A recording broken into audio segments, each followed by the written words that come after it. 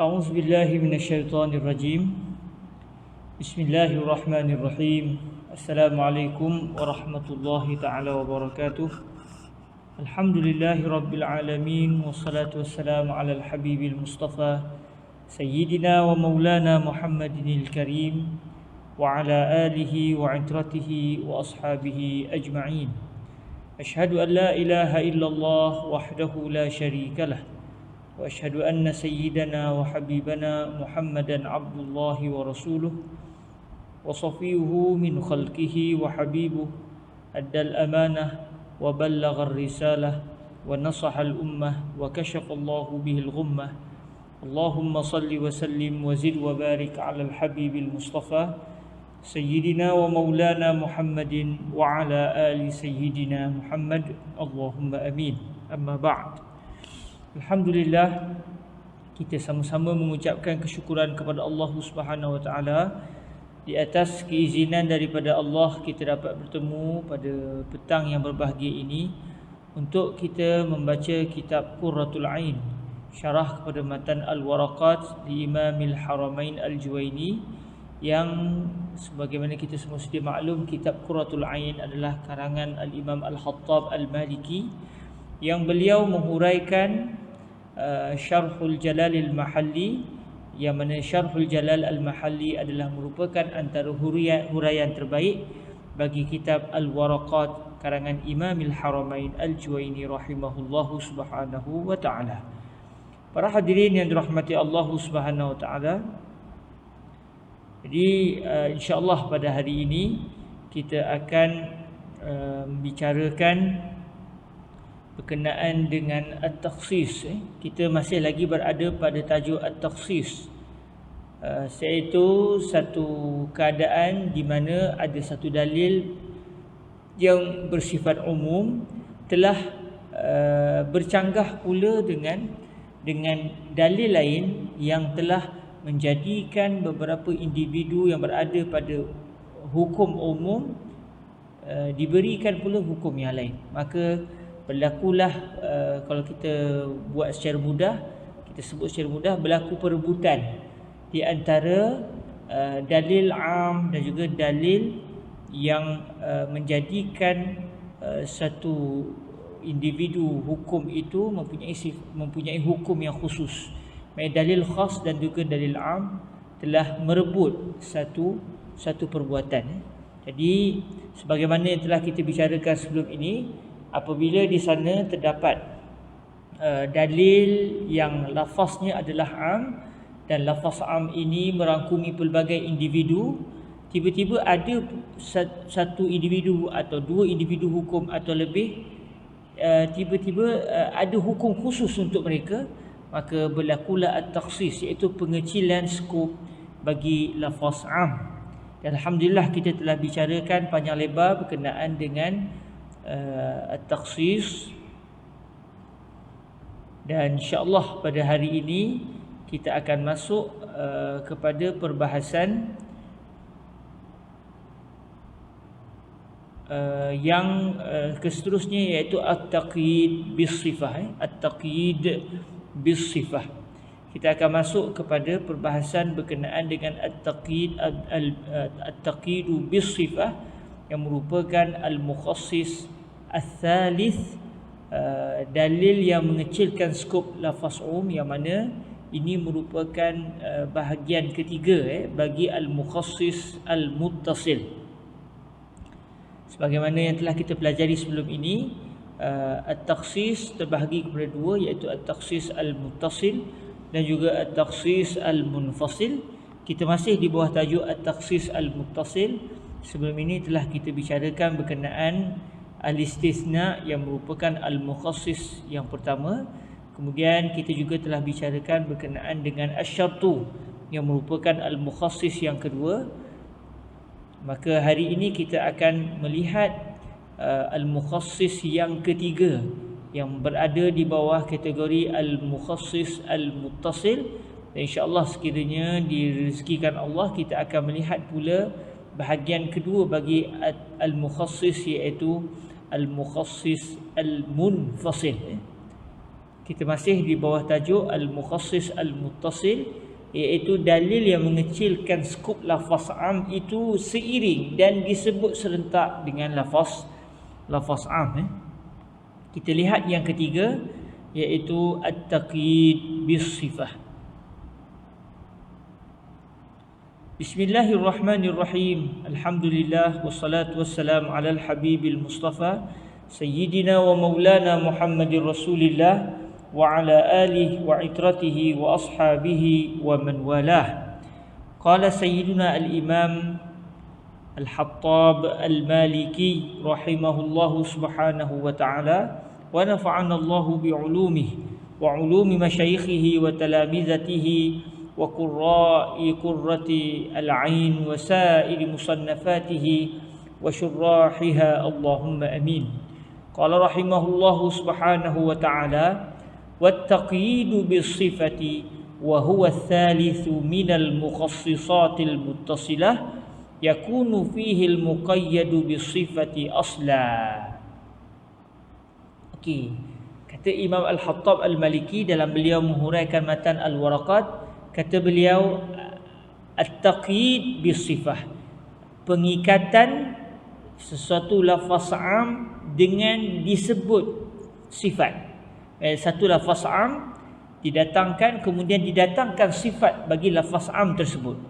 Maka ikatan, mengikat satu lafaz am dengan sifat, itu adalah merupakan mukhassis yang ketiga yang berada di bawah tajuk al-mukhassisat al-muttasilah.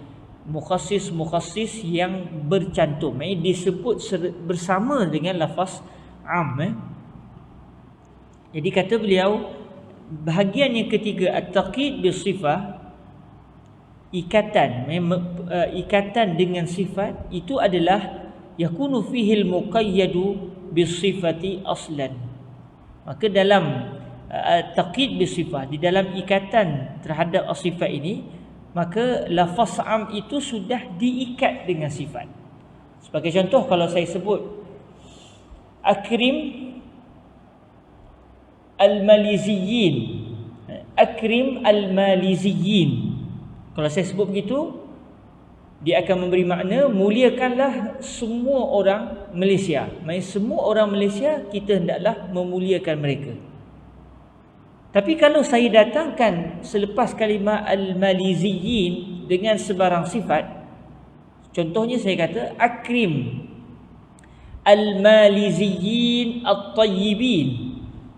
Saya datangkan kalimah at-tayyibin, yang mana dalam ilmu bahasa Arab at-tayyibin merupakan sifat kepada al-maliziyyin, manakala al-maliziyyin akan berada di dalam kategori al-mausuf. Dalam ilmu bahasa Arab kita akan kata al-maliziyyin jadi mausuf, manakala at-tayyibin jadi sifat. Akrim al-maliziyyin at-tayyibin. Bila saya sudah mengikat lafaz am dalam contoh ini, iaitu kalimah al-maliziyyin, saya ikat kalimah ini dengan sifat at-tayyibin, iaitu orang yang baik. Muliakanlah orang-orang Malaysia yang baik. Jadi apabila saya sudah mengikat lafaz am sebelumnya, iaitu orang-orang Malaysia, dan saya ikat dengan sifat yang baik, maknanya saya telah menjadikan hukum yang diminta, iaitu memuliakan orang-orang Malaysia, bukan kepada semua orang Malaysia. Sebab kalau saya tak datangkan kalimah at-tayyibin, saya hanya sebut akrim al-maliziyyin, muliakanlah orang-orang Malaysia, maka ketika itu tidak berkecuali sama ada orang Malaysia yang baik ke, orang Malaysia yang jahat ke, semua kita diminta untuk memuliakan mereka. Tetapi apabila saya mendatangkan kalimah at-tayyibin selepas kalimah al-maliziyyin, lalu kalimah at-tayyibin telah menjadi sifat bagi al-maliziyyin, maka kalimah at-tayyibin telah mengecilkan skop lafaz am sebelumnya. Kalau tidak kerana kalimah at-tayyibin, kalaulah saya tak datangkan kalimah at-tayyibin, nescaya saya meminta kita semua memuliakan orang Malaysia tanpa berkecuali. Dia baik ke, dia jahat ke, dia apa perangai sekalipun, saya meminta kita semua untuk memuliakan orang-orang Malaysia. Tetapi apabila saya datangkan saja, saya ikat kalimah am ini dengan sifat, maka mendatangkan sifat tertentu bagi lafaz am telah mengecilkan skop lafaz am, maka berlakulah at-takhsis, berlakulah pengecilan skop bagi lafaz am. Jadi hukum memuliakan tadi hanya diberikan kepada orang-orang Malaysia yang memiliki sifat baik budi pekerti. Tapi orang Malaysia yang tidak baik budi pekerti, berdasarkan kenyataan Akrim al-Baliziyyin at-Tayyibin, kita tidak diminta untuk memuliakan orang-orang Malaysia yang buruk akhlaknya. Jadi dengan mendatangkan sifat telah mengecilkan lafaz am. Maka apabila suatu lafaz am sudah dikecilkan skopnya, pada asalnya bersifat luas, tiba-tiba kita kecilkan skop, maka ketika itu berlakulah at-takhsis, berlakulah pengecilan skop. Jadi ini yang disebut wattaqidu bisifati wa huwa thalithu minal mukhassisatil muttasilah yakunu fihi ay yakunu fit taqidi bisifati al muqayyadu bisifati asla. Pada asalnya sesuatu lafaz am al-muqayyadu di sini maksudnya al-amu al-muqayyadu. Sesuatu lafaz am yang sudah diikat dengan sifat, maka lafaz am yang sudah diikat dengan sifat ini berada di bawah kategori at-taqid bis-sifah. Dia berada di dalam kategori pengecilan lafaz am secara ikatan dengan sifat. Lalu kata Imam Al-Haramain Al-Juwaini, kata beliau yuhmalu alaihi al-mutlaq. Sekarang setelah kita mengetahui apakah dia at-taqidu bis-sifah, iaitu apakah dia at-takhsis di bawah kategori at-taqidu bis-sifah, apabila suatu lafaz am didatangkan sifat bagi lafaz am, maka mendatangkan sifat bagi lafaz am telah mengecilkan skop lafaz am, maka berlakulah takhsis. Jadi seterusnya, katakan Allah Subhanahu Wa Taala menyatakan satu perintah dengan tidak didatangkan sebarang sifat.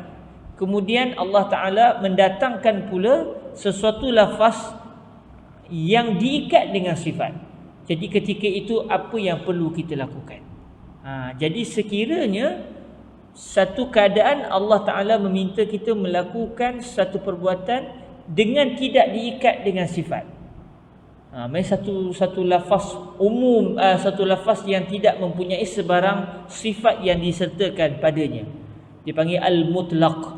Al-mutlaq maksudnya ghairu mazkur fihi bi ayyi sifatin, sesuatu lafaz yang tidak disebut padanya sebarang sifat. Tapi kalau saya datangkan suatu lafaz dengan didatangkan sifat, maka ketika itu dinamakan sebagai al-muqayyad. Okey. Kata beliau wa yuhmalu alaihi al-mutlaqu. Yuhmalu alaihi maksudnya yuhmalu alal muqayyadi bisifati al-mutlaqu.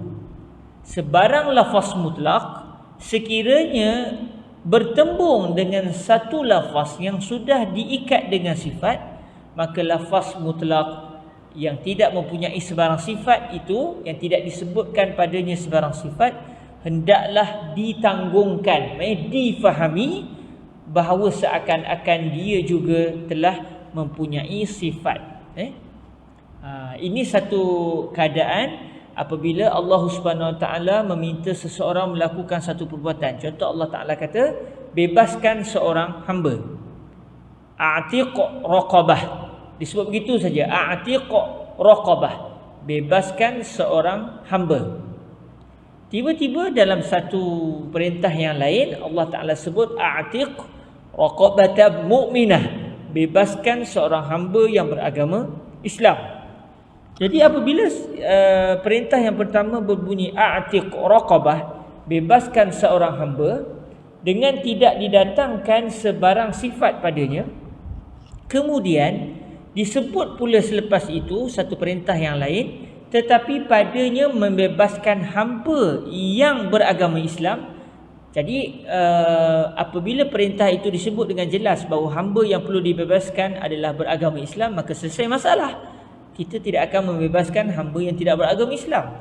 Cuma persoalannya adalah, adakah hamba yang tidak disebut padanya sebarang sifat, iaitu perintah yang berbunyi bebaskan seorang hamba, adakah hamba yang diperintahkan untuk dibebaskan dalam perintah ini perlu beragama Islam atau tidak perlu untuk beragama Islam?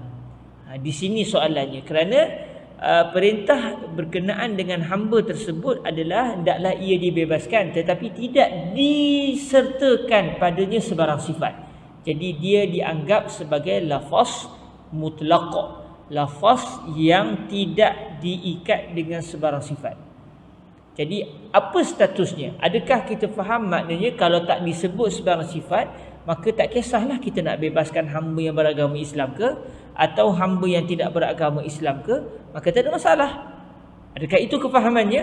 Atau kita kata walaupun tidak disebut hamba itu hendaklah beragama Islam, tetapi oleh kerana dalam perintah yang lain dinyatakan bahawa hamba hendaklah dibebaskan dalam keadaan dia beragama Islam, maka walaupun di sana ada dua perintah yang berbeza, tetapi atas dasar berhati-hati hendaklah kita memahami hamba yang diminta untuk dibebaskan tanpa disebut sebarang sifat, hendaklah kita memahami bahawa hamba itu juga mesti beragama Islam. Adakah begitu kefahamannya?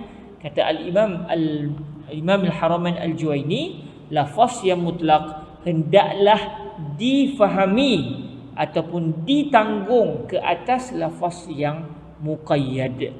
Lafaz yang tidak mempunyai sebarang sifat hendaklah difahami berdasarkan lafaz yang diikat dengan sifat.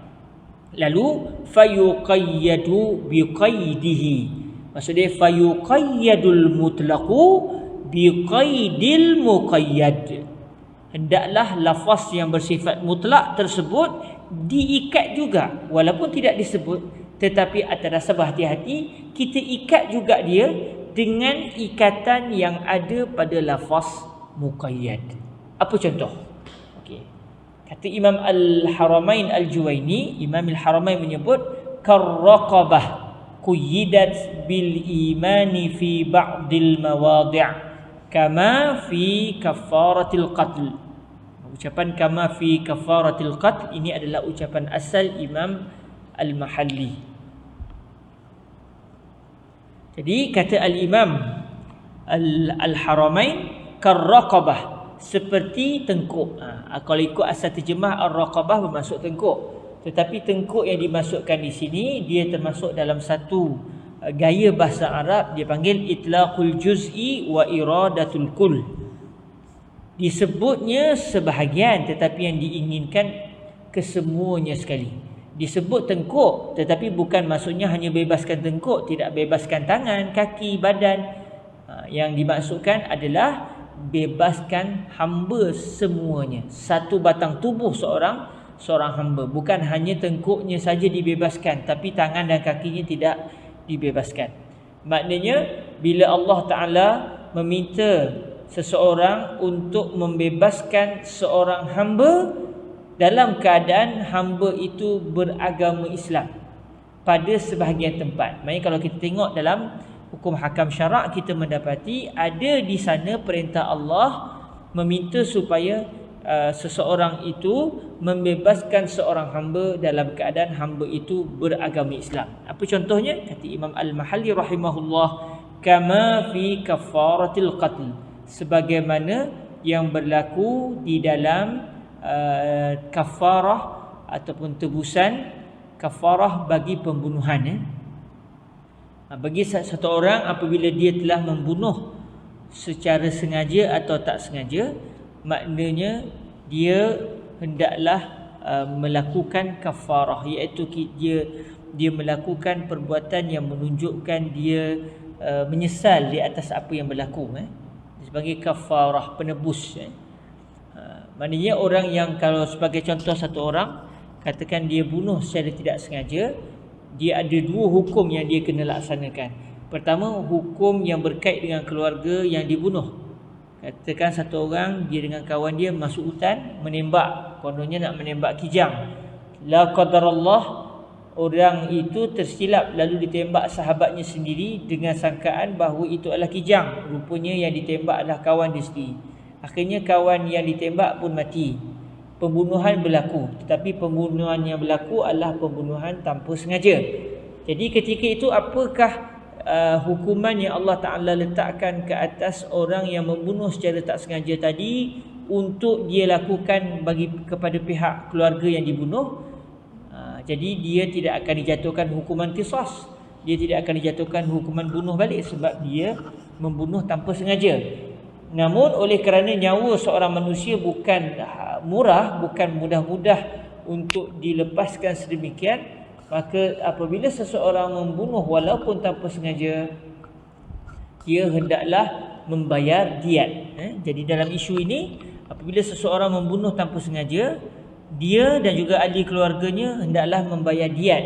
Berapakah diat atau berapakah pampasan yang perlu dibayar oleh keluarga yang membunuh kepada keluarga yang dibunuh? 100 ekor unta, 100 ekor unta, atau menyamai 1000 dinar, 100 ekor unta atau menyamai 1000 dinar. Jadi orang yang membunuh secara tak sengaja tadi, dia kena bayar pampasan kepada keluarga yang terbunuh. Maknanya 1000 dinar. Kalau kita tengok harga dinar pada hari ini, setiap hari harga dinar akan berubah. Lebih kuranglah 1140, lebih kuranglah. Seingat-ingat saya, kebetulan dalam minggu lepas adalah sikit-sikit menengok harga dinar. Katakan 1 dinar 1140, bersamaan dengan 1000 kali dengan 1000, maknanya dia kena bayar iaitu sekitar 1,140,000. Kalau kita convertkan dengan ringgit Malaysia, 1000 dinar ataupun 100 ekor unta itu menyamai 1 juta ringgit Malaysia, 1,140,000. Maknanya itu diat yang perlu dibayar secara beransur-ansur lah, sebab dia bukan bunuh sengaja, dia bunuh tanpa sengaja. Dalam masa yang sama, tidak boleh dengan sebab tak sengaja kita kata nyawa orang itu terabai, sebab yang dibunuh itu dia ada tanggungan. Jadi oleh kerana itu, keluarga yang membunuh hendaklah membayar diat. Itu tanggungjawab yang membunuh kepada pihak keluarga. Dalam masa yang sama, yang membunuh secara tak sengaja itu juga, dia ada tanggungjawab dia dengan Allah Subhanahu Wa Taala, kerana dia telah melakukan satu perbuatan, walau dia tidak berdosa, tetapi dia telah melakukan satu perbuatan yang besar. Kalaulah dia bunuh secara sengaja, nescaya dia akan dijatuhkan hukuman qisas kalau tidak dimaafkan oleh keluarga yang dibunuh. Okey, jadi dia kena melakukan kafarah, dia melakukan perbuatan terhadap Allah Subhanahu Wa Taala. Apa dia?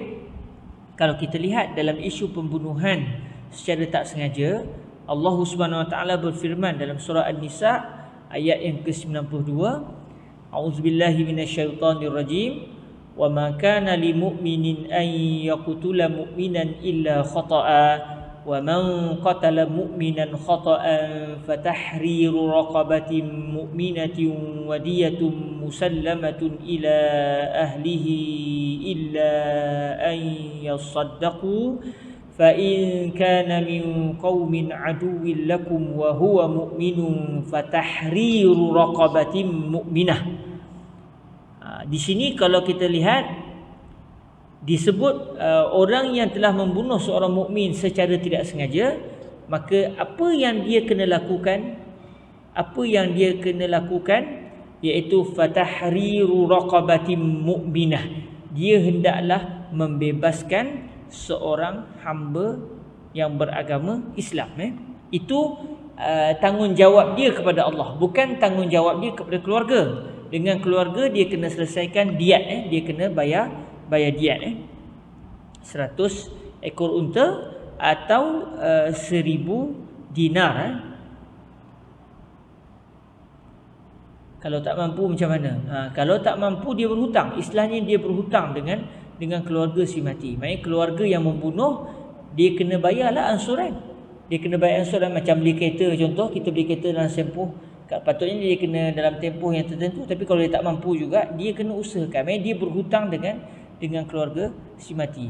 Dia bayarlah tiap-tiap bulan berapa ikut perjanjian. Yang penting dia kena bayar diat tersebut. Melainkan kalau keluarga si mati memaafkan dan memberikan kurang diat atau terus tak bayar diat, pulanglah. Tapi kalau keluarga si mati sebab dia tengok yang mati ni adalah seorang ayah, anak-anaknya masih kecil, lalu setelah bincang sesama ahli keluarga yang dibunuh, mereka meminta diat, maka keluarga yang membunuh hendaklah membayar diat. Kalau tak mampu kena bayar ansuran lah. Memanglah secara adatnya nak beri 1000 dinar atau 100 ekor unta itu adatnya kita tak mampu. Tetapi tak mampu dengan maksud sekarang tidak mampu. Tetapi kalau bayar secara ansuran mampulah. Jadi kalau dia tak mampu juga, maknanya dia berhutang dengan pihak keluarga. Kalau dia tu kebetulan memang orang miskin dan dia tak mampu nak bayar, maka kerajaanlah yang akan membayar diat tersebut. Kerajaan yang akan membayar diat tersebut. Ini perbahasan secara panjang itu ada dalam kitab-kitab fiqh. Cuma yang saya nak bincangkan sekarang ini bukan berkaitan dengan isu fiqh itu, tapi berkait dengan isu at-taqyid bis-sifah.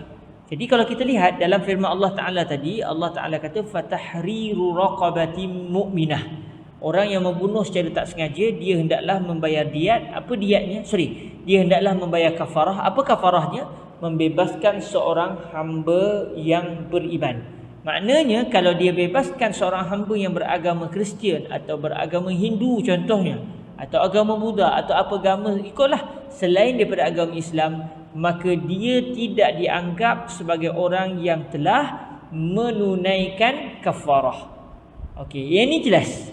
Yang ni jelas sebab Allah Ta'ala sebut terus fatahriru raqabatin mu'minah. Hendaklah dibebaskan tengkuk seorang yang beriman kepada Allah Subhanahu Wa Taala. Tetapi dalam hukum yang lain, bukan isunya kafarah pembunuhan, tapi dalam kafarah yang lain disebut bahawa hamba yang hendaklah dibebaskan itu tidak dinyatakan dia beragama Islam ataupun tidak. Yang ni yang dinyatakan oleh Imam Al-Haramain, kata beliau wa utliqat fi ba'dil mawadi'.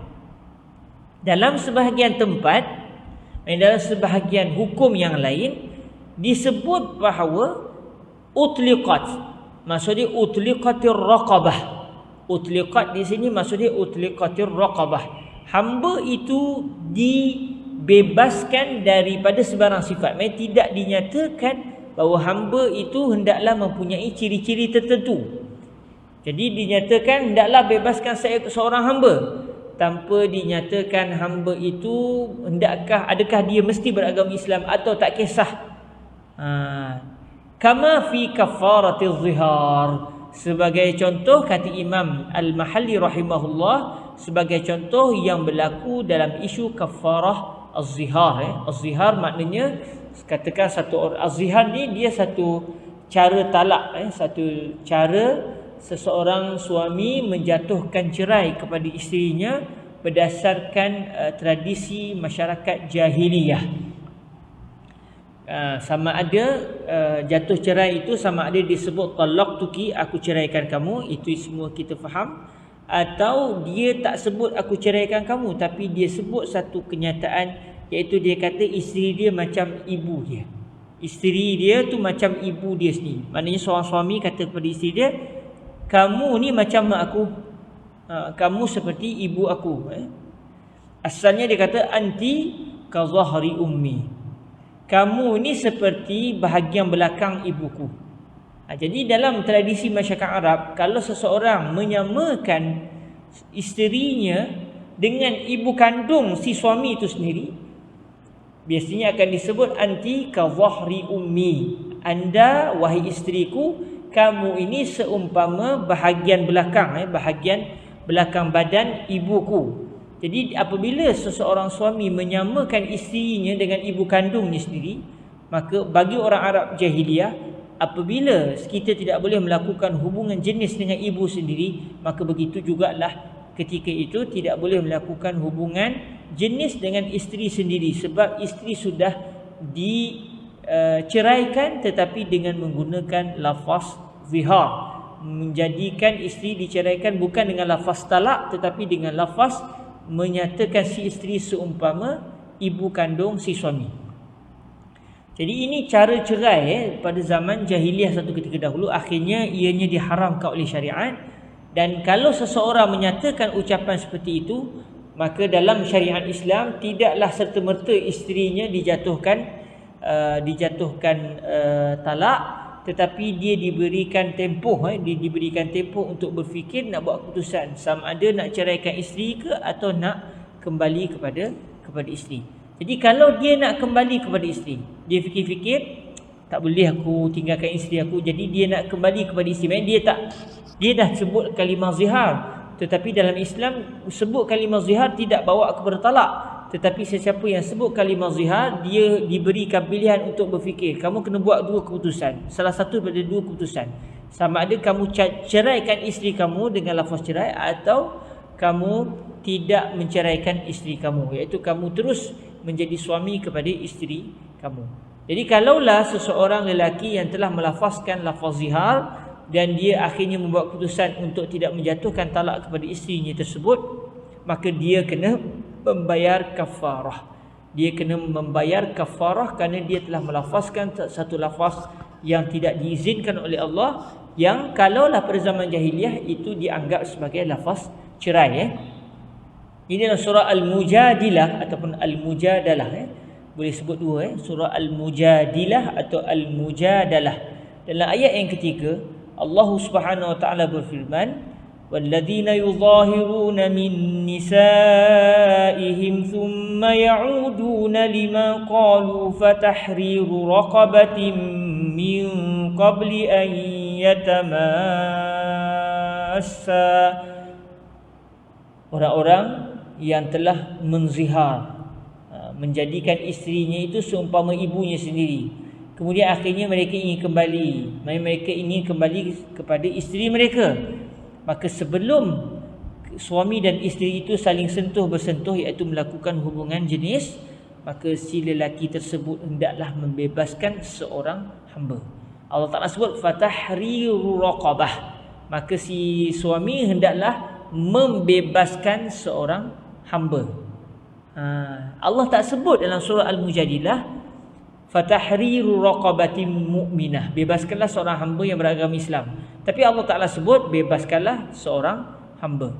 Jadi kalau kita fahami semata-mata ayat ini, seakan-akan tak kisah nak bebaskan hamba yang beragama Islam ke, atau kita nak bebaskan hamba yang tidak beragama Islam ke, tidak menjadi masalah kalau ikut kefahaman ayat ini.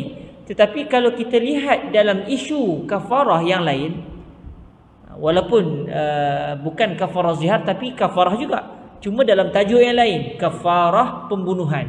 Di dalam kafarah pembunuhan, Allah mensyaratkan hamba yang hendaklah dibebaskan itu hendaklah hamba yang beragama Islam. Jadi persoalannya, adakah hamba yang diminta untuk dibebaskan dalam isu kafarah az-zihar seperti hamba yang diminta untuk dibebaskan dalam isu kafarah pembunuhan secara tak sengaja, iaitu hendaklah beragama Islam, atau hukum sebenarnya berbeza? Bagi kafarah zihar tak kisah hamba beragama Islam ke hamba tak beragama Islam, tak ada masalah. Tetapi dalam masalah kafarah pembunuhan secara tak sengaja tadi, hamba yang diminta untuk dibebaskan mesti beragama Islam. Jadi mana satu? Jadi di sinilah kalau kita lihat dalam sebahagian keadaan disebut hamba yang hendaklah dibebaskan itu mesti beragama Islam. Tetapi dalam bahagian yang lain, dalam tajuk yang lain, tetapi masih dalam tajuk yang berkaitan, iaitu az-zihar contohnya, masih berada dalam tajuk kafarah. Kafarah yang diminta adalah membebaskan hamba tanpa disebut dia mesti beragama Islam atau tidak. Jadi ketika ini macam mana kita nak buat? Kata Imam Imam Al-Haramain Al-Juwaini, fayuhmalul mutlaqu 'alal muqayyadi ihtiyata. Maka ketika itu hendaklah lafaz yang mutlak, lafaz yang disebut tanpa didatangkan sebarang sifat. Contohnya tadi kafarah zihar, fatahriru raqabah. Disebut, Allah Ta'ala sebut dalam surah Al-Mujadilah tadi, fatahriru raqabah, bebaskanlah seorang hamba. Tanpa disebut hamba itu mesti beragama Islam ataupun tidak. Jadi kata Imam Al-Haramain Al-Juwaini, lafaz yang mutlak, contohnya kafarah zihar tadi, hendaklah ditanggung berdasarkan lafaz yang muqayyad. Jadi kita kata lafaz dalam isu kafarah zihar, walaupun Allah tak sebut hamba itu mesti beragama Islam, tetapi oleh kerana dalam tajuk kafarah yang lain, dalam tajuk kafarah pembunuhan contohnya, disebut hamba itu mesti beragama Islam, maka kita anggaplah hamba dalam isu kafarah zihar juga seperti hamba dalam tajuk kafarah pembunuhan tanpa sengaja, iaitu kedua-duanya mesti beragama Islam. Atas dasar apa? Ihtiyata, atas dasar berhati-hati. Kerana apa sebut berhati-hati di sini? Kerana dalam isu kafarah yang disebut dengan jelas hamba yang hendaklah dibebaskan mesti beragama Islam, secara jelas kita tahu kalaulah orang itu membebaskan hamba yang tidak beragama Islam, dia tidak dianggap telah melakukan kafarah. Sebab Allah Ta'ala sebut dah dengan jelas, fatahriru raqabatin mu'minah, bebaskanlah tengkuk iaitu hamba seorang yang beragama Islam. Yang itu selesai, itu jelas. Tetapi dalam tajuk pembebasan hamba yang tidak disebutkan sifatnya, kita tidak pasti adakah sebenarnya Allah inginkan hamba tak kisah beragama Islam ke tak beragama Islam ke, yang penting hamba, atau hamba yang dimaksudkan mesti beragama Islam. Oleh kerana tidak pasti, kalaulah kita mengatakan kita mesti bebaskan hamba yang beragama Islam, katakan di akhirat nanti Allah Ta'ala menyatakan kepada kita dalam isu kafarah zihar, aku inginkan hamba itu mesti beragama Islam, alhamdulillah kita sudah selamat, sebab memang kita berpegang hamba dalam kafarah zihar mesti beragama Islam. Atas konsep lafaz mutlak kita tanggung, kita fahami berdasarkan lafaz muqayyad. Katakan di akhirat yang berlaku sebaliknya, Allah Ta'ala sebut sebenarnya, contoh katakan di akhirat nanti Allah Ta'ala sebut kepada kita, aku dalam isu kafarah pembunuhan tanpa sengaja memang aku mahu hamba itu beragama Islam. Adapun dalam isu hamba membebaskan seorang hamba dalam kafarah az-zihar, kata Allah Ta'ala contohnya di akhirat kelak, aku tak kisah hamba tu beragama Islam ke, agama Kristian ke, Buddha ke, apa agama ke, tak kisah, tak ada agama pun tak kisah. Yang penting dia hamba lalu dibebaskan. Jadi adakah, kalaulah yang berlaku adalah seperti itu, adakah kita yang berpendapat bahawa hamba yang perlu dibebaskan mesti beragama Islam akan kerugian di akhirat kelak? Tidak. Sebab hamba yang beragama Islam juga adalah seorang hamba. Jadi sama ada keputusan di akhirat kelak, Allah mahukan hamba dalam kafarah zihar hamba yang beriman sahaja, atau tak kisah, kita yang berpegang bahawa lafaz yang mutlak hendaklah difahami berdasarkan lafaz yang muqayyad, kita tidak bermasalah.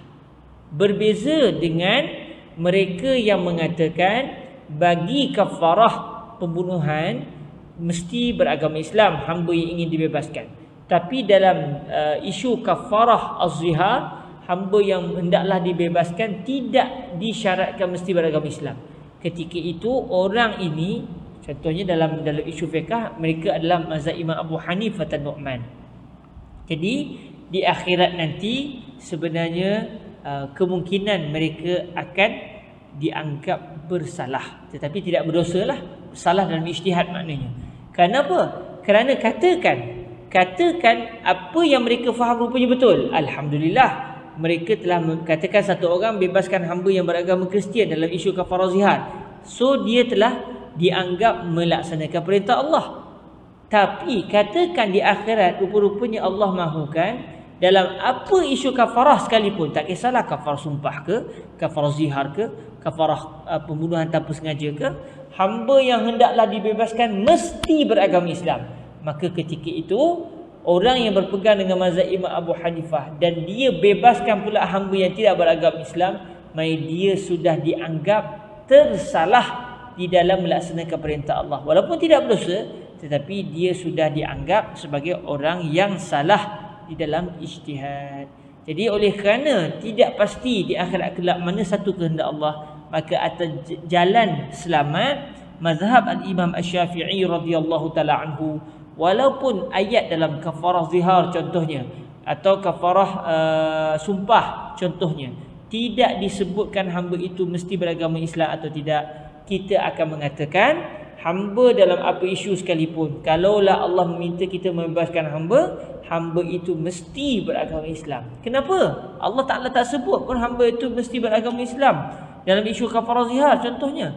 Kita kata atas dasar berhati-hati, sebab di akhirat nanti kita tak pasti apa jawapan daripada Allah. Katakan Allah kata hamba itu mesti beragama Islam, alhamdulillah ijtihad kita dah betul, sebab kita ikut pendapat Imam Syafi'i. Katakan rupanya Allah Ta'ala tak kisah pun hamba yang beriman ke yang tak beriman pun tak kisah dalam isu kafarah az-zihar, kita juga tidak dianggap bersalah sebab kita telah membebaskan hamba yang beragama Islam. Dan hamba yang beragama Islam adalah seorang hamba, tak kisahlah dia agama Islam ke, sebab Allah Ta'ala tak sebut pula janganlah hamba itu beragama Islam. Allah kata bebaskan hamba. Jadi tak kisah dia ada agama ke, dia tak ada agama ke. Maknanya orang yang berpegang dengan pendirian lafaz mutlak, kalau bertemu dengan lafaz muqayyad, hendaklah lafaz mutlak difahami berdasarkan kefahaman lafaz muqayyad, dia akan selamat di akhirat kelak.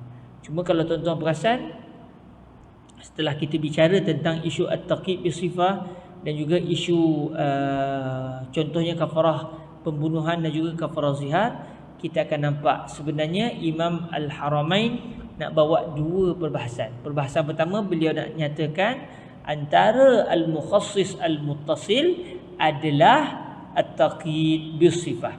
Jadi contoh at-taqidu bisifah adalah fatahriru raqabatin mu'minah.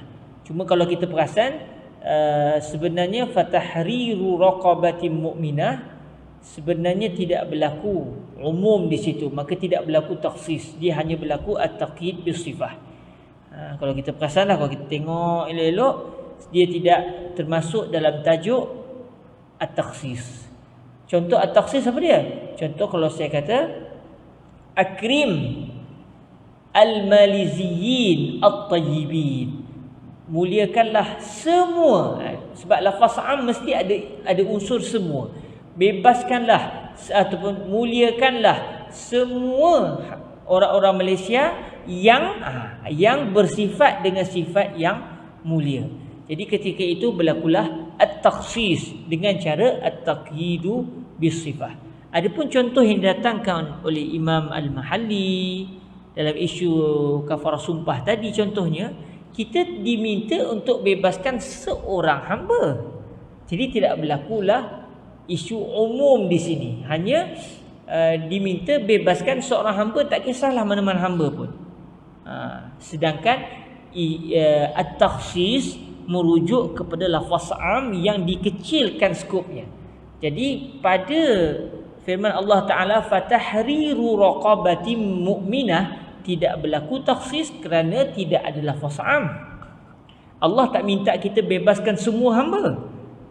Lalu dinyatakan, oh sebenarnya hamba yang kamu semua kena bebaskan itu, semuanya hamba itu mesti beragama Islam. Jadi kalau begitu baru berlaku takhsis.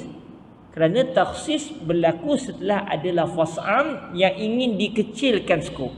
Tapi dalam tajuk, dalam contoh yang didatangkan di sini, sebenarnya dia bukan contoh kepada at-takhsis bisifah, at-takhsis bitaqyidis sifah, tetapi dia hanya untuk menyatakan tentang isu at-taqyid bisifah semata-mata. Kerana at-taqyid bisifah tak kisahlah sama ada lafaz itu am lalu didatangkan sifatnya, atau lafaz itu bukan lafaz am tapi lafaz yang bersifat mutlak. Contoh lafaz yang bukan mengandungi unsur semua kemudian didatangkan sifat, jadi dipanggil juga at-taqyid bisifah. Cuma bilakah at-taqyid bisifah menjadi mukhassis apabila lafaz lafaz yang diikat dengan sifat itu adalah lafaz am. Jadi kalau kita perhati elok dalam tajuk ini, Imam Al-Haramain mula-mula nak sebut at-takhsis, al-muttasil ada 3, al-istisna, yang kedua asy-syartu, yang ketiga at-taqidu bis-sifah. Kemudian pada tajuk at-taqid bis-sifah beliau lari sikit. Beliau lari sikit sebab beliau nak terangkan, seakan-akan beliau nak kata dah halang-halang sebut isu at-taqid bis-sifah, saya nak datangkan satu tajuk, satu perbahasan yang berkait dengan at-taqid al-bis-sifah walaupun tidak berkait dengan at-takhsis. Macam bicara tentang al-istisna sebelum ini. Bila sebut tentang al-istisna, Imam Al-Hattab Al-Maliki mendatangkan tajuk berkenaan dengan al-istisna al-munqati'.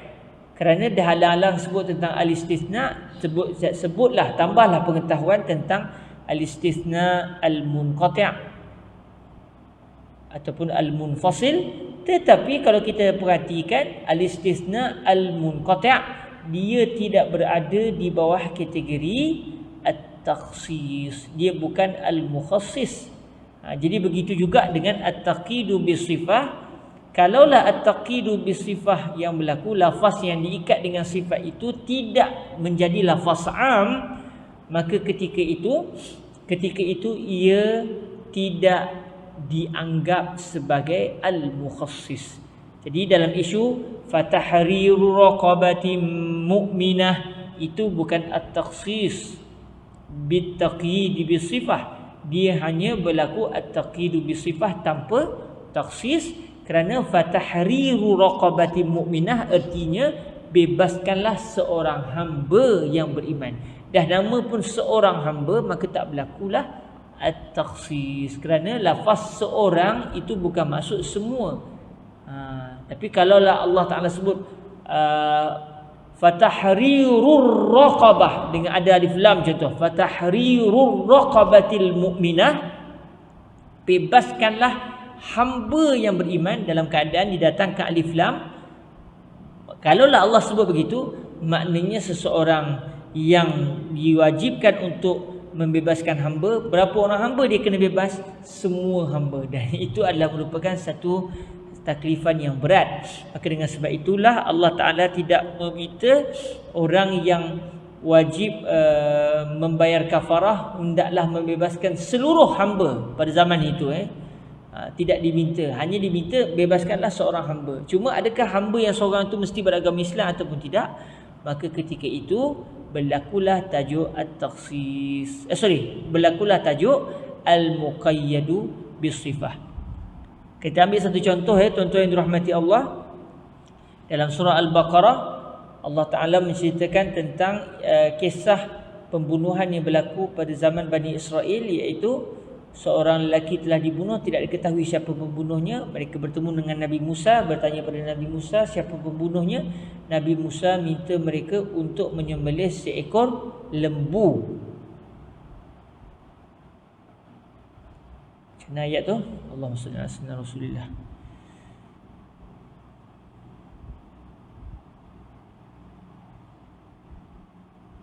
وَإِذْ قَالَ مُوسَى لِقَوْمِهِ إِنَّ اللَّهَ يَأْمُرُكُمْ أَن تَذْبَحُوا بَقَرَةً. Tengok وَإِذْ قَالَ مُوسَى لِقَوْمِهِ, tatkala mana Nabi Musa telah bersabda kepada kaum baginda, Inna Allah ya'murukum an tadhbahu baqarah, sesungguhnya Allah telah memerintahkan kamu semua untuk membebaskan untuk menyembelih seekor lembu. Kalimah baqarah ni dalam bahasa Arab boleh merujuk kepada lembu jantan atau lembu betina. Kalimah baqarah dia boleh digunakan merujuk kepada dia satu lafaz yang boleh digunakan untuk merujuk lembu jantan atau lembu betina. Sebab setengah kitab dia bila kitab-kitab terjemahan, bila dia kata surah Al-Baqarah surah lembu betina, saya tak pasti macam mana dinyatakan mesti lembu, adakah lembu yang disyaratkan tu mesti betina atau tidak, saya tak pasti di mana kenyataan itu. Cuma kalau merujuk kepada bahasa Arab semata-mata, Walaupun ada tak marbutah di situ, tetapi tak marbutah itu bukan berperanan untuk mengatakan lembu itu adalah berjantina, betina. Pada kalimah Al-Baqarah itu merujuk kepada seekor lembu. Jadi jamak dia tanpa kalimah tak marbutah. Baqaratun, jamak dia baqarun ataupun abqar. Jadi kalau baqarun maknanya lembu-lembu yang banyak. Tapi kalau seekor lembu, tak kisahlah jantan ke betina, kita sebut baqarah. Jadi dalam ayat ini Allah Ta'ala kata, sesungguhnya Allah telah memerintahkan kamu semua untuk menyembelih seekor lembu. Jadi dalam ayat ini tidak berlaku taksis. Kenapa tak berlaku taksis? Kerana tidak ada lafaz am. Yang ada hanya lafaz yang tidak diikat dengan sifat. Jadi berlaku lafaz mutlak, tetapi tidak berlaku lafaz am. Bila tak ada je lafaz am, maka tak berlakulah at-takhsis.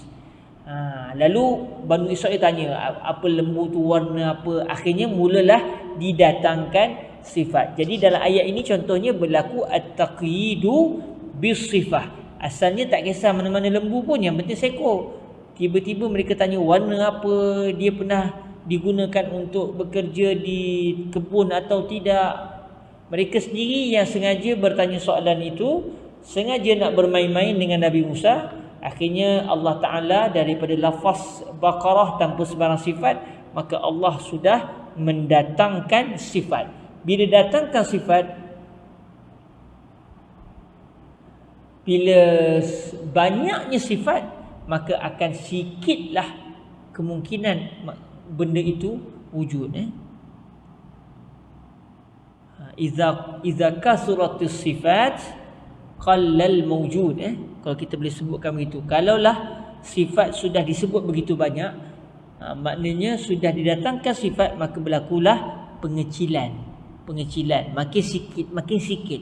Jadi bila semakin banyak sifat yang disebutkan bagi suatu objek, maka nak dapat benda itu sudah semakin sukar. Akhirnya fazabahuha wa ma kadu yaf'alun. Akhirnya mereka pun berjaya menyembelih lembu tersebut.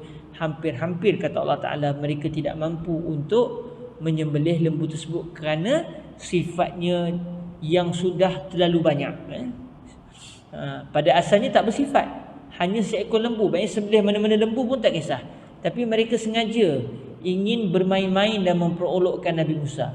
Tanya lembu tu warna apa, lembu tu pernah digunakan untuk membajak ke tidak. Akhirnya bila mereka tanya, Allah jawab. Bila Allah jawab, akan disebut sifat. Bila sudah banyak sifat, maka hampir-hampir kata Allah Ta'ala mereka tidak menemui lembu yang memiliki seluruh sifat tersebut. Jadi dalam contoh surah Al-Baqarah tadi tidak berlaku takhsis.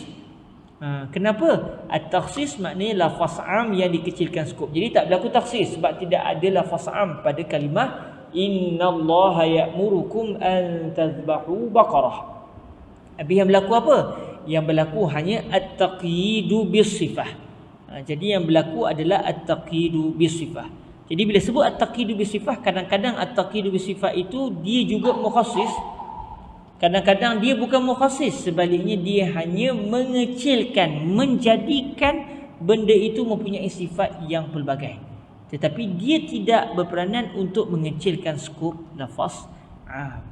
Jadi kalau kita tengok dalam tajuk yang dibicarakan ini, tajuknya takhsis. Jadi at-takhsis ni adalah apabila at-taqidu bisifat itu merujuk kepada lafaz am yang diikat dengan sifat. Jadi berlakulah at-takhsisu bisifah dan berlakulah at-takhsis. Ya, berlakulah at-takhsis.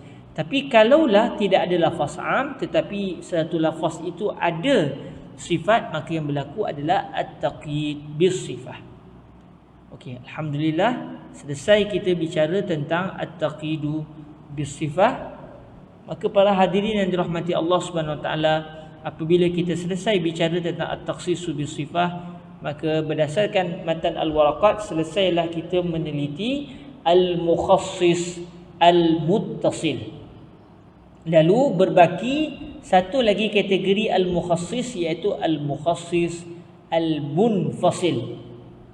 Dalil-dalil yang mengecilkan skop lafaz am, tetapi dalil yang mengecilkan skop lafaz am itu tidak disertakan sekali dengan lafaz am. Adapun at-takhsis al-muttasil, kesemuanya sama ada al-istisna ataupun asy-syartu ataupun at-taqidu bi sifat, kesemuanya disertakan sekali dengan lafaz am. Jadi berlakulah at-takhsis al-muttasil, berlakulah pengecilan skop yang bercantum sekali dengan lafaz am. Tetapi bagi at-takhsis al-munfasil, pengecilan skop secara bercerai tidak bercantum, maknanya seseorang fuqaha mendapati ada satu lafaz am, tidak ada pada ayat itu ataupun hadis itu sebarang pengecilan skop, tiba-tiba jumpa pula ayat lain ataupun hadis lain yang menyatakan sesuatu lafaz yang sesuatu hukum itu yang sepatutnya dia berada pada umumnya dalil yang pertama, tiba-tiba didapati perbuatan itu mempunyai hukum yang tidak sama dengan hukum yang dikenakan kepada lafaz am. Jadi berlaku pertembungan, berlaku perebutan di antara dalil am yang pertama dan juga dalil khas. Jadi berlaku perebutan. Kita tengok contoh at-takhsis al-munfasil. Bismillahirrahmanirrahim. Qala rahimahullah, thumma syara'a yatakallamu 'ala al-qismi tsani min al-mukhassis a'ni al-munfasil.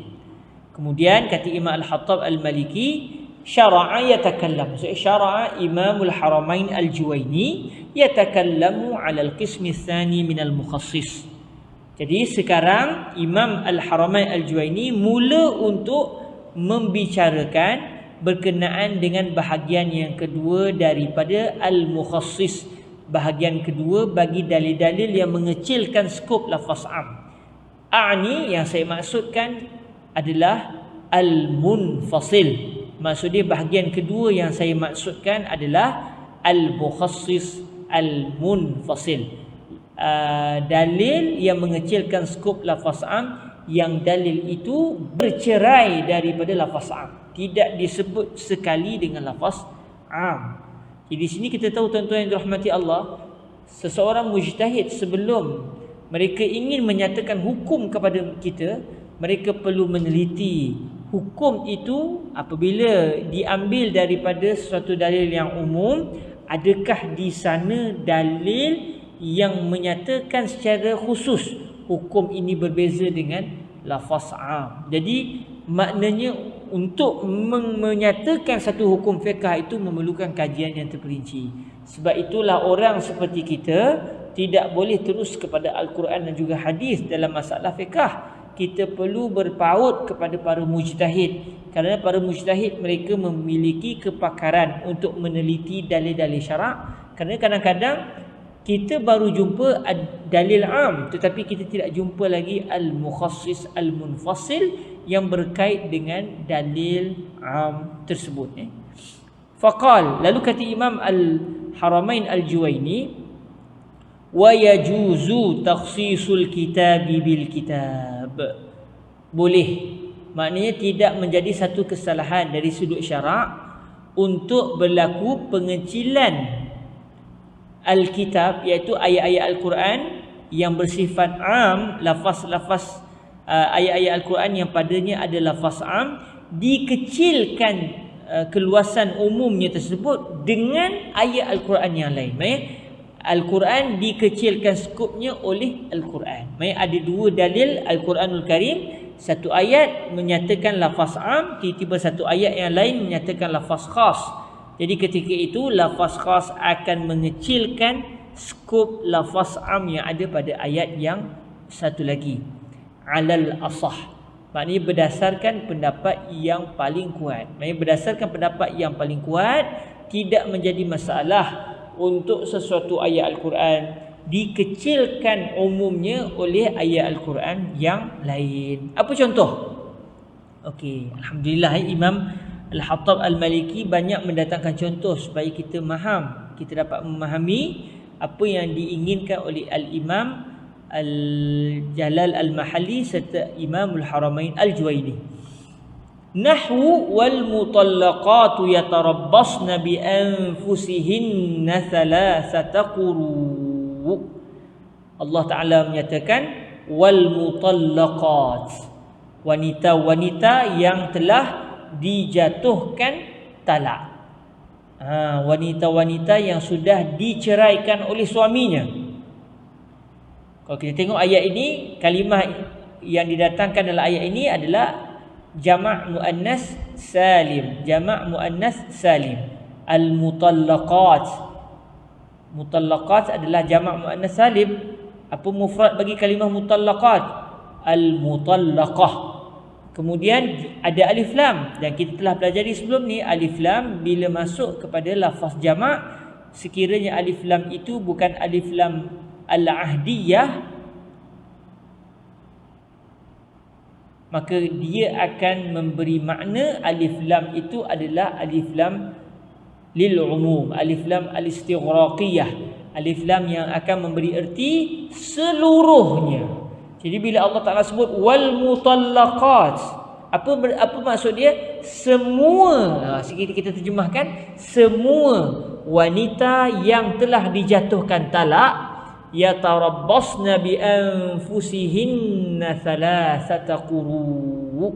Wanita-wanita yang telah dijatuhkan talak tersebut, semua mereka hendaklah menunggu terhadap diri mereka, mereka tidak boleh mereka berkahwin dalam tempoh berapa lama? Dalam tempoh 3 kali apa dia al-qur'u? Al-qur'u dalam kefahaman mazhab Imam Asy-Syafi'i radhiyallahu taala anhu, al-qur'u bermaksud suci daripada haid.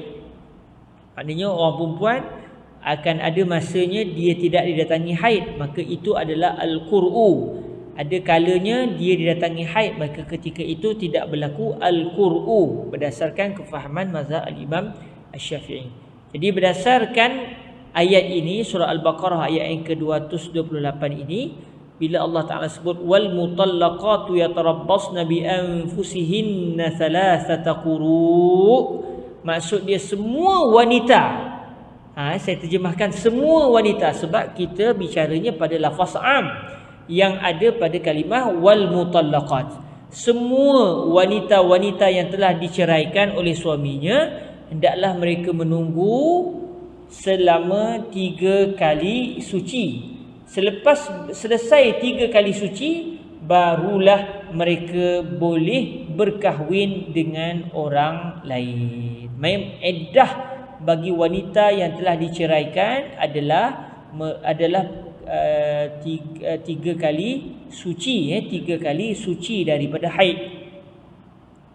Jadi kata Imam Al-Hattab Al-Maliki, nahwu al-mutallaqatu yatarabbasna bi anfusihinna thalathata quru' asy-syamili li ulatil ahmal. Kalau kita tengok ayat ini, firman Allah Subhanahu Wa Taala ataupun kalimah wal mutallaqat itu sebenarnya ia turut mengandungi wanita-wanita yang hamil. Maka kalau adalah wanita yang hamil kemudian dia diceraikan oleh suaminya, maka kalau ikut firman Allah Ta'ala yang berbunyi wal mutallaqatu yatarabbasna bi anfusihinna thalathata quru', ikut umum ayat ini, tak kiralah wanita yang diceraikan itu mengandung ke tak mengandung ke, kalau dah kena cerai oleh suaminya, dia kena menunggu masa selama 3 kali suci sebelum dia berkahwin dengan orang lain kalau dia nak kahwin. Jadi maknanya kalau ikut ayat yang pertama, semua orang yang telah diceraikan, semua wanita yang telah diceraikan oleh suaminya, iddahnya adalah 3 kali suci daripada haid. Lalu kata Imam Al-Hattab Al-Maliki, fa khussa bi qawlihi wa ulatul ahmali ajaluhunna an yada'na hamlahun. Wanita-wanita yang memiliki anak di dalam kandungan, maksudnya wanita-wanita yang mengandung, maka tempoh iddah mereka adalah sehingga mereka melahirkan kandungan mereka. Jadi kalau ikut firman Allah Ta'ala yang berbunyi wa ulatul ahmali ajaluhunna an yada'na hamlahun, surah At-Talaq ayat yang keempat, ayat ini menyatakan secara khusus wanita yang mengandung iddah mereka adalah sehingga anak itu lahir. Selagi anak itu tidak lahir, wanita tadi tidak boleh berkahwin lain, tidak boleh berkahwin lain. Jadi kalau kita tengok ayat yang pertama dengan ayat yang kedua ini saling merebut wanita yang mengandung. Kalau kita tengok ikut kefahaman ayat wal mutallaqatu yatarabbasna bi anfusihinna salasata quru, ayat ini turut akan mengatakan wanita yang mengandung juga hendaklah tunggu selama 3 kali suci. Selepas 3 kali suci, walaupun anak tak lahir lagi, boleh kahwin, sebab dia telah selesai 3 kali suci dan Allah Ta'ala menyatakan semua wanita yang dijatuhkan talak. Maknanya ayat ini juga meminta supaya wanita yang mengandung hendaklah menunggu selama hanya 3 kali suci sahaja. Tetapi ayat yang kedua turut menuntut wanita yang mengandung dengan menyatakan wanita yang mengandung hukumnya special, hukumnya agak istimewa, iaitu dia bukan tunggu waktu tertentu, tetapi dia hendaklah tunggu sampai anak lahir. Baiklah, contoh satu orang perempuan dijatuhkan talak oleh suaminya di saat dia tinggal beberapa hari lagi ingin melahirkan anak. Katakan suami dia kata kepada dia, aku ceraikan kamu. Selepas suami dia sebut 3 minit lepas tu dia lahir anak. Suami kata pada isteri, aku ceraikan kamu. 3 minit selepas itu si isteri melahirkan anak. Jadi kalau ikut ayat yang pertama dia kena tunggu 3 kali suci. Tapi kalau ikut ayat yang kedua, iddahnya sudah selesai. Dia sudah boleh berkahwin dengan lelaki lain kalau dia naklah, kerana dia telah melahirkan anak. Jadi ketika ini berlaku pertembungan di antara dalil am dengan dalil khas. Maka ketika ini apa yang perlu dibuat? Dalil khas akan mengambil wanita yang mengandung, yang diceraikan, diambil untuk dikeluarkan daripada lafaz am wal mutallaqat. Lalu maknanya yang menang adalah dalil khas. Dalil khas akan menarik keluar wanita yang diceraikan dalam keadaan dia mengandung, dikeluarkan wanita ini daripada keluasan firman Allah yang berbunyi wal mutallaqatu yatarabbasna bi anfusihinna salasata quru. Maka akhirnya lafaz umum tadi sudah kecil skopnya. Pada asalnya tak kisah wanita mengandung ke wanita tak mengandung ke, boleh untuk berkahwin setelah selesai 3 kali suci.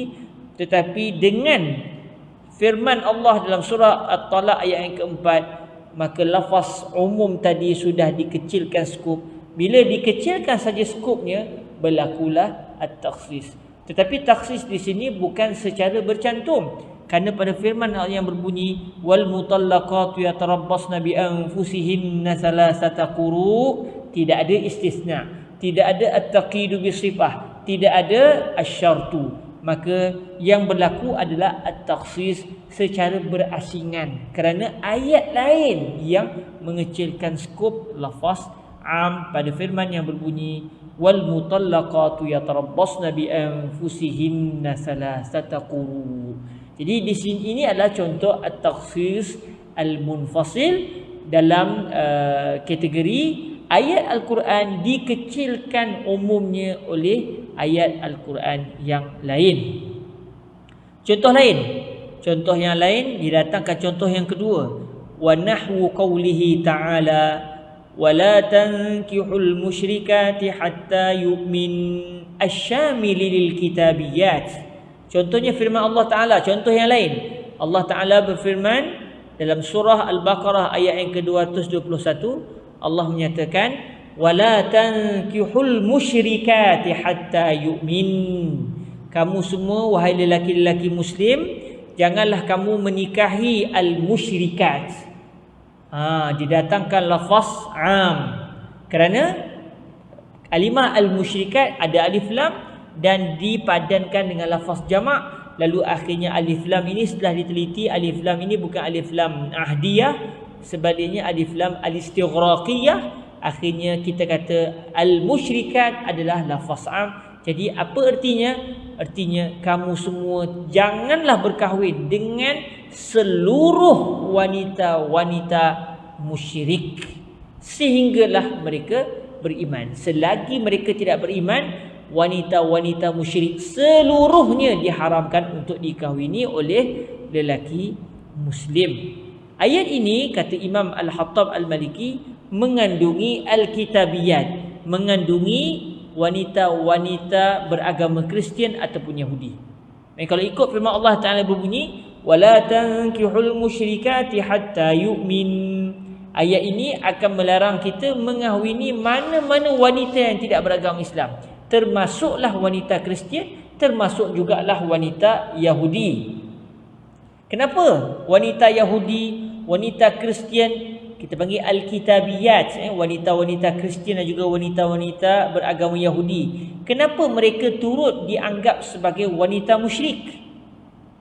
Kerana kata Imam Al-Hattab Al-Maliki, lianna ahlal kitabi musyrikuna liqaulihi ta'ala wa qalatil yahudu Uzairun ibnullah wa qalatin nasara al-masih ibnullah ila qaulihi la ilaha illahu subhanahu amma yusyrikun. Allah Ta'ala menyatakan tentang perangai orang Yahudi, perangai orang Kristian. Allah Ta'ala berfirman, kata Allah Ta'ala, orang-orang Yahudi telah berkata Uzair adalah anak Allah. Manakala orang Kristian pula mengatakan Nabi Isa iaitu Al-Masih adalah anak Allah. Kemudian Allah menyambung ayat ini dengan menyatakan la ilaha illahu, tidak ada sebarang Tuhan melainkan Dia, Maha suci Dia, subhanah amma yusyrikun, Maha suci Allah Subhanahu wa taala daripada apa yang telah mereka syirikkan Allah Taala. Jadi ayat ini menyatakan orang Yahudi telah mensyirikkan Allah, orang Kristian juga telah mensyirikkan Allah. Jadi jawapannya ataupun kesimpulannya, orang yang beragama Kristian, orang yang beragama Yahudi, mereka adalah orang-orang musyrik. Jadi semua Yahudi adalah orang musyrik, semua orang Kristian adalah orang musyrik. Tetapi bukan semua orang musyrik adalah orang Kristian atau orang Yahudi, sebab ada juga orang musyrik bukan beragama Kristian, bukan beragama Yahudi, contohnya beragama Buddha atau beragama Hindu. Jadi mereka ini walaupun bukan ahli kitab, tetapi walaupun mereka bukan ahli kitab, mereka tetap seorang musyrik. Jadi semua orang Yahudi adalah musyrik, bukan semua orang musyrik adalah orang Yahudi.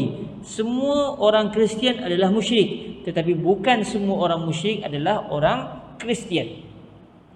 Jadi Imam Al-Hattab nak buktikan bahawa orang Yahudi dan Kristian termasuk dalam kategori orang musyrik. Maka apabila sudah dibuktikan orang Kristian dan juga orang Yahudi termasuk dalam kumpulan musyrik, maka bila Allah Ta'ala sebut wala tankihul musyrikati hatta yu'min, janganlah kamu semua menikahi wanita-wanita musyrik sehinggalah mereka beriman, maknanya ayat ini mengandungi orang-orang Kristian wanita dan mengandungi wanita-wanita Yahudi, kerana semua wanita yang tidak beragama Islam dinamakan wanita musyrik. Okey. Firman Allah Ta'ala yang berbunyi wala tankihul musyrikati hatta yu'min, khussa biqaulihi ta'ala wal muhsanatu minal ladzina utul kitaba min qablikum ay hillul lakum. Allah Ta'ala ketika menyatakan wanita-wanita yang halal dikahwini dalam surah Al-Ma'idah,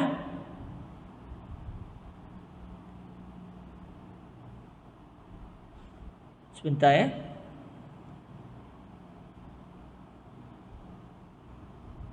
sebentar saya nak cek sikit.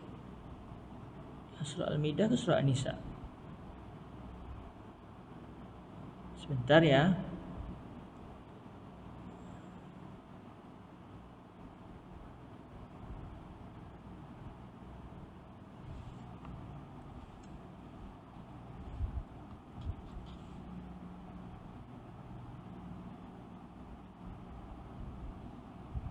Surah Al-Ma'idah Surah Al-Ma'idah. Allah Ta'ala berfirman, Al-yawma uhilla lakumut tayyibatu wa ta'amul ladzina utul kitaba hillul lakum wa ta'amukum hillul lahum wal muhsanatu minal mu'minati wal muhsanatu minal ladzina